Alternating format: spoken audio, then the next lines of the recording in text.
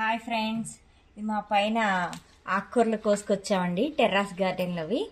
ఇది పొన్నగంటి, కళ్ళకి చాలా మంచిది ఆకుకూర. అందుకని మేము ఇది బాగా ఎక్కువ పెంచుతాము, పప్పులో వేసుకుంటాము. ఇది పొన్నగంటి. ఇది బచ్చలండి. బచ్చలి ఇది పచ్చడి చేసుకుంటే సూపర్ ఉంటుంది. ఇదిగోండి బచ్చలి. ఇది చామదుంప ఆకండి. ఇది కూడా పప్పులో వేసుకుంటారు. ఇది కూడా చాలా బాగుంటుంది, హెల్త్కి చాలా మంచిది. ఆకు చూడండి ఎంత పెద్దగా వచ్చిందో. ఇవన్నీ కలిపి నేను ఆకుకూర పప్పు చేస్తానండి.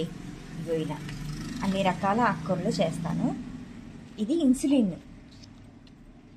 ఈ ఇన్సులిన్ అంటే ఏంటంటే, షుగర్ వచ్చిన వాళ్ళకి ఈ ఆకుని నీళ్ళల్లో వేసుకొని మరగబెట్టుకుంటే ఇన్సులిన్ ఇంజెక్షన్ చేసుకోవసరం లేదు, షుగరు తగ్గుతుందనమాట. ఈ ఆకు ఇన్సులిన్ ఆకు.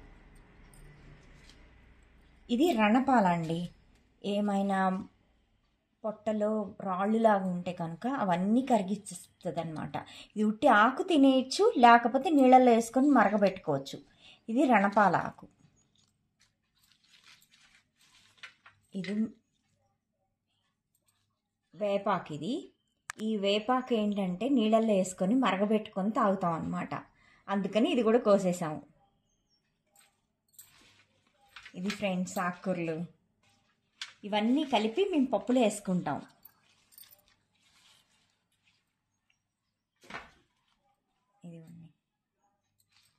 ఇది వచ్చినాయి. Okay friends, bye.